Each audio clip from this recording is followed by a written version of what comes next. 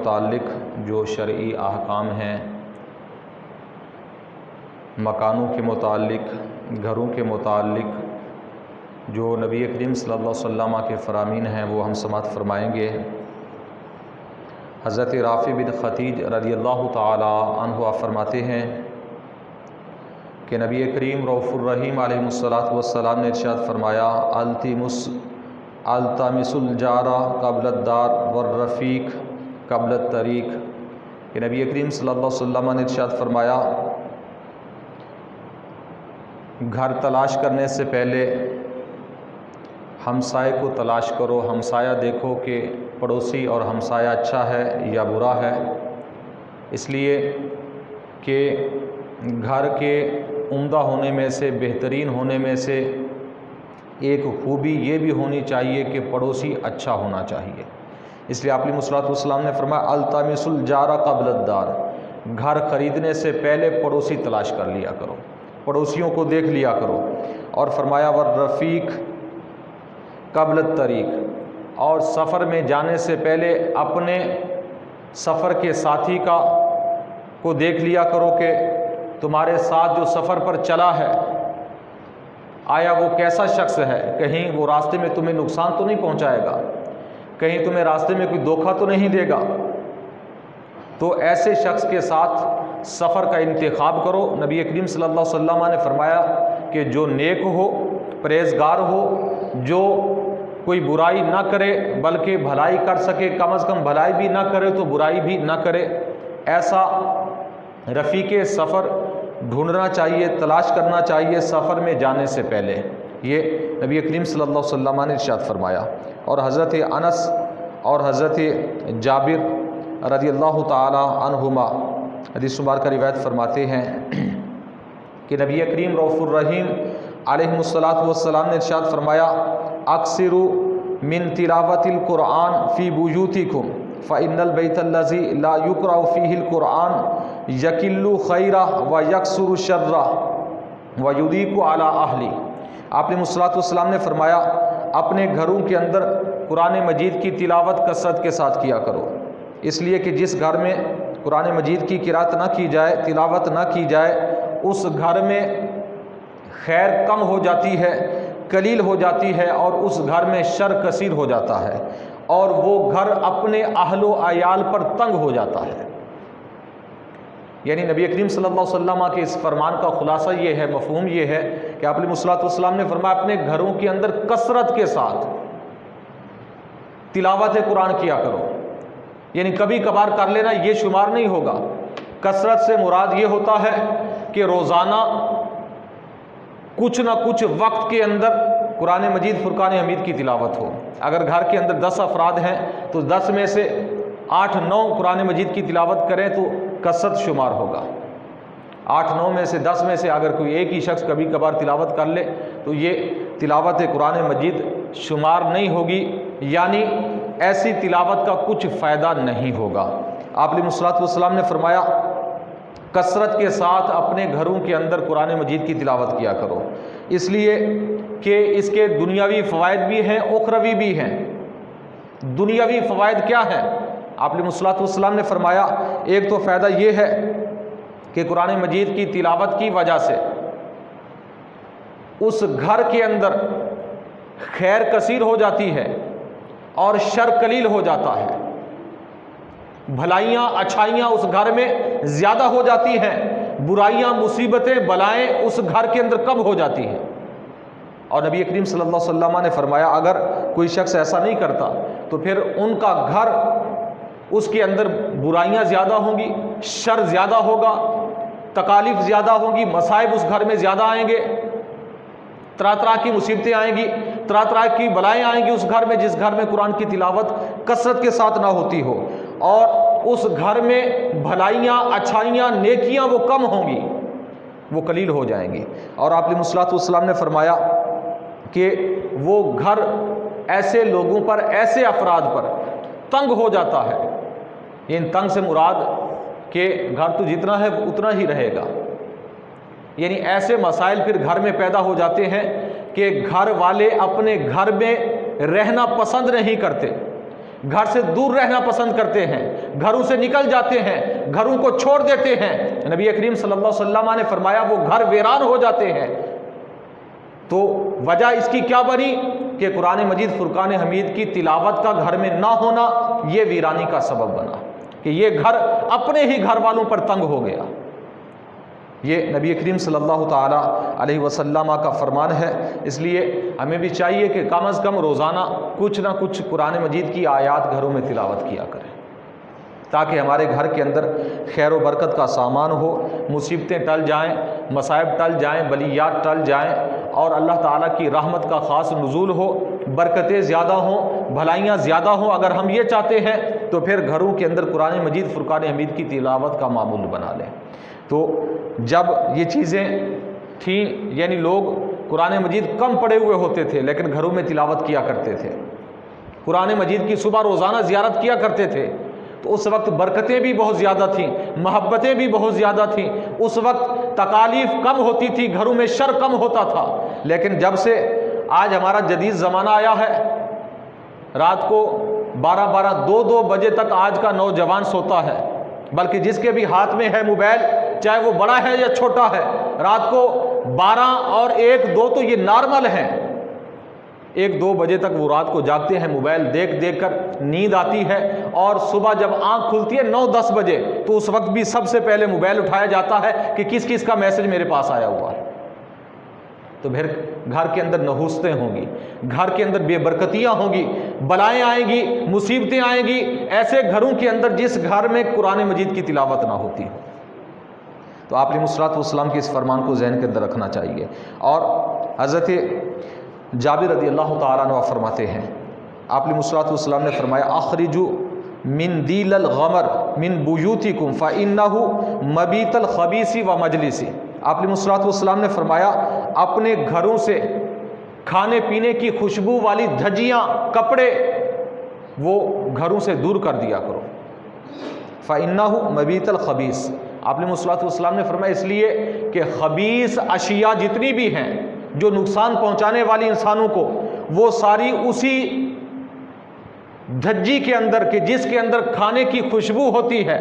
کھانے کی سمیل ہوتی ہے، اسی کے اندر آ کر وہ رات گزارتی ہے، تو وہ نقصان بھی پہنچا سکتی ہے۔ یعنی خبیث چیزوں کا ٹھکانہ رات کو وہ کپڑا ہوتا ہے کہ جس کپڑے سے کھانے کی خوشبو آتی ہے، جسے ہم اپنی زبان میں دھجی وغیرہ کہتے ہیں، رومال کہتے ہیں، جو روٹیوں کے اوپر، کھانے کے اوپر دیا جاتا ہے، یا جس رومال اور دھجی کے ساتھ کھانا وغیرہ پکایا جاتا ہے، روٹی پکائی جاتی ہے، کھانے کے استعمال میں آتی ہیں۔ نبی کریم صلی اللہ علیہ وسلم نے فرمایا انہیں رات کو اپنے گھر سے باہر نکال دیا کرو، یعنی ایسی جگہ رکھ دو کہ جہاں پر نقصان ہونے کا خطرہ نہ ہو، اس لیے کہ خبیث چیزیں، اس خبیث چیزوں کی گزرگاہ، رات گزارنے کی جو جگہ ہوتی ہے وہ یہ چیزیں ہوتی ہیں۔ اس لیے آپ علیہ الصلوۃ والسلام نے فرمایا کہیں تمہیں کوئی نقصان نہ پہنچ جائے خبیث چیزوں سے، اگر ان سے بچنا ہے تو پھر اس طریقے سے کر لیا کریں۔ اور حضرت سعد رضی اللہ تعالیٰ عنہ فرماتے ہیں کہ پیارے آقا علیہ الصلوۃ والسلام نے ارشاد فرمایا طہروا افنیتکم فإن اليہود لا تطہر افنیتها۔ آپ علیہ الصلوۃ والسلام نے فرمایا کہ اے میرے امتیوں، اپنے گھروں کے صحن کو پاکیزہ رکھا کرو، گھروں کے صحن کو پاکیزہ رکھا کرو، اس لیے کہ یہود و نصارہ یہ اپنے گھروں کے صحن کو پاکیزہ نہیں رکھا کرتے تھے، ان کی یہ گندی عادت تھی کہ ان کے جو صحن ہیں وہ گندگی سے اٹے ہوئے ہوتے تھے۔ لیکن اے میرے امتیوں، آپ علیہ الصلوۃ والسلام نے فرمایا تمہیں چاہیے کہ ان کی خلاف ورزی کرو اور اپنے گھر کے صحنوں کو پاکیزہ رکھا کرو، یعنی اس میں کوئی گندگی نہ ہو، چاہے وہ جانور کی ہے یا کسی انسان کی ہے، بچے کی ہے، کسی قسم کی گندگی صحن کے اندر نہیں ہونی چاہیے۔ اس سے نبی کریم صلی اللہ علیہ وسلم نے منع فرمایا، اور ساتھ ہی یہ بتا دیا کہ یہ طریقہ مسلمانوں کا، ایمان والوں کا نہیں ہے، بلکہ یہ طریقہ یہودیوں کا ہے۔ اور ساتھ ہی ایک اور روایت کے اندر آپ علیہ الصلوۃ والسلام نے فرمایا طیبوا ساحاتکم فإن انتن الساحات ساحت الیہود۔ آپ علیہ الصلوۃ والسلام نے فرمایا اپنے گھروں کو بدبو سے پاک رکھو، اپنے گھروں کے صحن کو بدبو سے پاک رکھو، اس لیے کہ یہ گندی بدبو گھروں کے اندر یہ یہودیوں کا طریقہ ہے، ایمان والوں کا طریقہ نہیں ہے۔ اپنے گھروں کو، اپنے گھر کے صحنوں کو خوشبودار رکھو۔ نبی کریم صلی اللہ علیہ وسلم نے فرمایا کہ یہ بدبودار ہوں تو یہ طریقہ یہودیوں کا ہے، ایمان والوں کا طریقہ نہیں ہے۔ ایمان والے خود بھی خوشبودار ہوتے ہیں اور ان کے گھر بھی خوشبودار ہوتے ہیں، ان کے گھروں کے اندر گندگی نہیں ہوتی بلکہ ان کے گھر پاکیزہ ہوتے ہیں، صاف ستھرے ہوتے ہیں۔ اور نبی کریم رؤوف الرحیم علیہ الصلوۃ والسلام نے ارشاد فرمایا کہ ان اللہ تعالی طیب یحب الطیب، کہ بے شک اللہ تعالی پاکیزہ ہے، پاکیزگی کو پسند فرماتا ہے۔ اللہ تعالیٰ خود بھی پاکیزہ ہے، پاکیزگی کو پسند فرماتا ہے۔ اور آپ علیہ الصلوۃ والسلام نے فرمایا نظیف یحب النظافہ، اور اللہ تعالیٰ صاف ستھرا ہے اور صفائی کو پسند فرماتا ہے۔ اور فرمایا کریم یحب الکرم، اللہ تعالیٰ کرم نواز ہے، کریم ہے، مہربان ہے اور کرم نوازی کو پسند فرماتا ہے۔ اور ساتھ ہی فرمایا جواد یحب الجواد، آپ علیہ الصلوۃ والسلام نے فرمایا اللہ تعالیٰ سخی ہے اور سخاوت کو اللہ پسند فرماتا ہے۔ اور آپ علیہ الصلوۃ والسلام نے فرمایا فنظفوا افنیاتکم ولا تشبہوا بالیہود، آپ علیہ الصلوۃ والسلام نے فرمایا اس لیے اپنے گھروں کو، گھروں کے صحنوں کو پاک و صاف رکھو اور یہود و نصارہ کی تشبیہ نہ کرو، یہود و نصارہ سے اپنے آپ کو بچاؤ کہ یہ طریقہ ان کا ہے کہ ان کے صحن، گھر گندے ہوتے تھے، بدبو سے اٹے ہوئے ہوتے تھے۔ ایمان والوں کی شان یہ نہیں ہے کہ ان کے گھروں کے صحن کے اندر گندگی پڑی ہو۔ نبی کریم صلی اللہ علیہ وسلم نے فرمایا یہ ایمان والوں کی شان نہیں، اس لیے ان کا خلاف کرو، ان کی مشابہت اختیار نہ کرو۔ اور نبی کریم رؤوف الرحیم علیہ الصلوۃ والسلام نے ارشاد فرمایا، حضرت ثابت رضی اللہ تعالیٰ عنہ حدیث کے راوی ہیں کہ حضور فرماتے ہیں لِكُلِّ شَيْءٍ زَكَاةٌ وَزَكَاةُ الدَّارِ بَيْتُ الضِّيَافَةِ، آپ علیہ الصلوۃ والسلام نے فرمایا کہ ہر شے کی زکوٰۃ ہوتی ہے اور گھر کی زکوٰۃ، گھر کی زکوٰۃ آپ علیہ الصلوۃ والسلام نے فرمایا وہ مہمان خانہ ہے، وہ مہمان کا کمرہ ہے،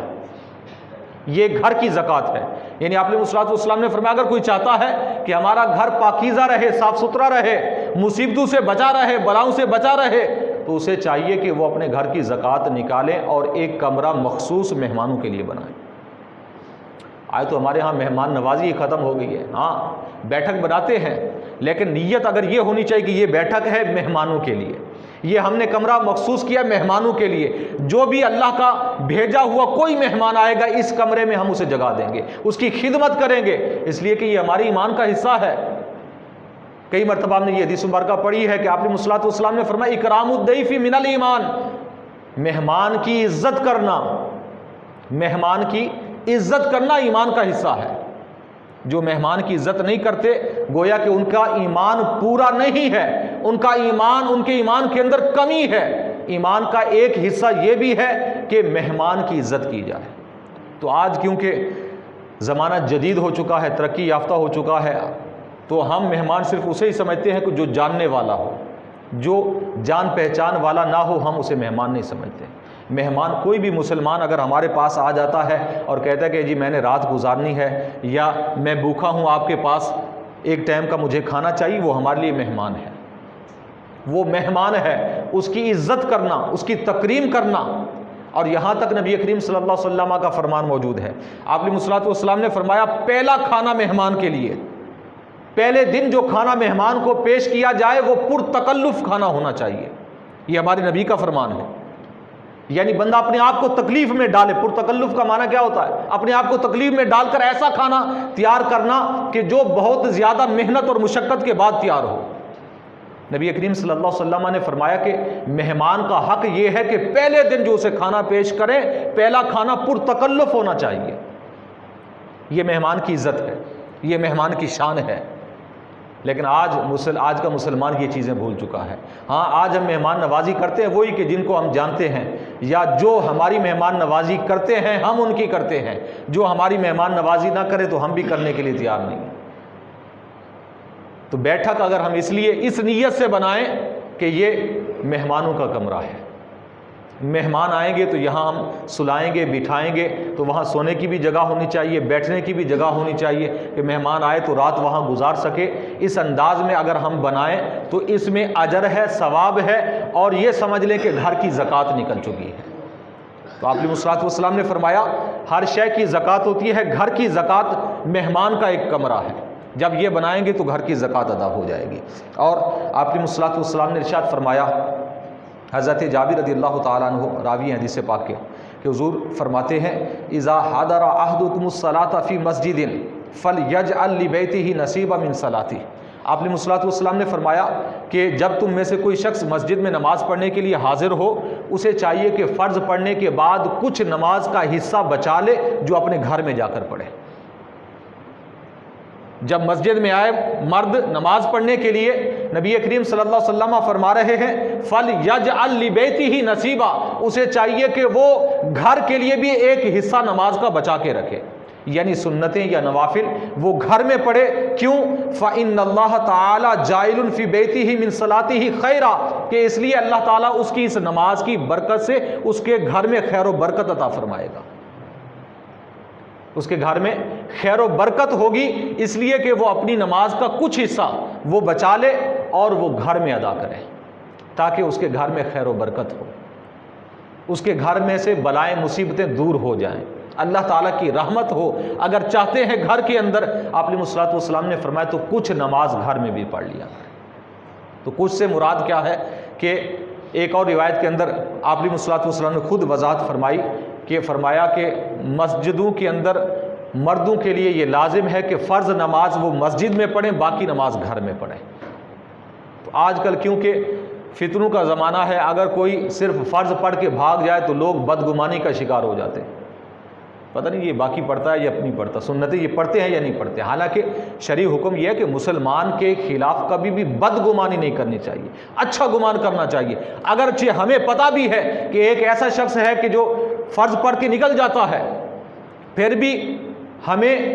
یہ اجازت ہمارا دین نہیں دیتا کہ ہم اس کے پیچھے کھوج میں لگے رہیں اور یہ دیکھیں کہ یہ پڑھتا بھی ہے باقی نماز نہیں پڑھتا۔ اس چیز کا ہمیں حکم نہیں ہے، ہمیں بلکہ یہ گمان کرنا چاہیے کہ یہ گھر میں جا کر پڑھتا ہوگا۔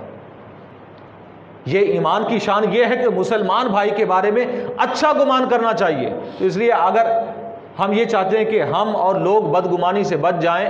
اپنے آپ کو اور لوگوں کو بدگمانی سے بچانے کے لیے اگر سنتیں بھی مسجد میں پڑھ لی تو بہتر ہے، لیکن نفل جو ہے وہ گھر میں پڑھیں، نفل یہ زیادہ بہتر ہے، گھر میں پڑھ لیں، تاکہ گھر کے اندر بھی نماز پڑھنے کا جو اجر و ثواب ہے وہ بھی مل جائے، اور بچوں کی بھی عادت بن جائے کہ جب گھر کے اندر بڑے نماز پڑھیں گے تو بچوں کا ذہن بنتا ہے، بچوں کی ذہن سازی ہوتی ہے، نماز کے لیے بچوں کی تربیت ہوتی ہے۔ تو جس گھر کے اندر بڑے مرد و عورت نماز پڑھتے ہیں تو ان کے بچے بھی بڑے ہو کر نمازی بن جاتے ہیں،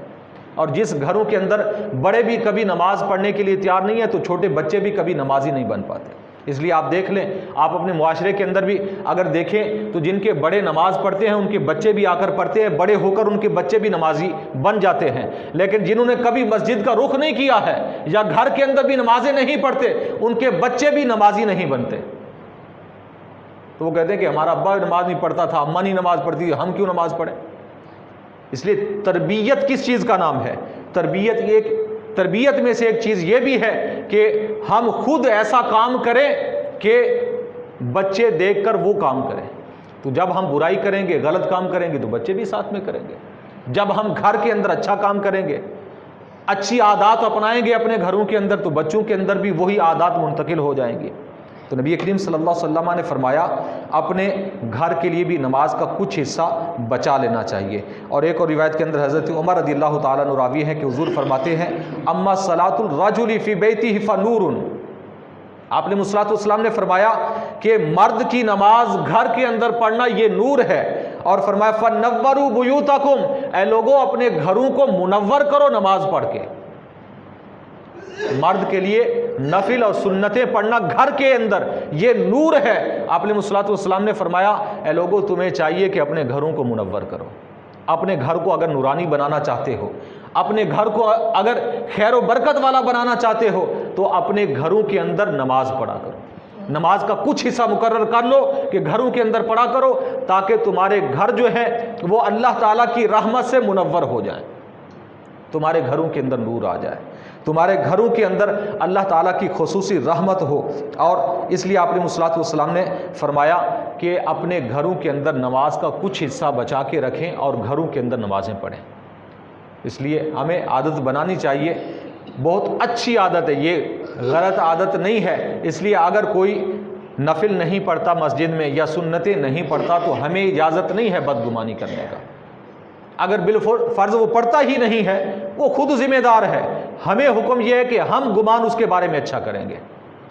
ہمارا گمان یہ ہونا چاہیے کہ یہ مسجد میں اگر سنتیں یہ نفل نہیں پڑھ رہا تو یہ گھر میں پڑھ رہا ہوگا، ہمارا گمان یہ ہونا چاہیے۔ یہ ہمارے دین اسلام نے حکم دیا ہے۔ اس لیے قرآن مجید کے اندر بھی اللہ تعالیٰ نے ارشاد فرمایا کہ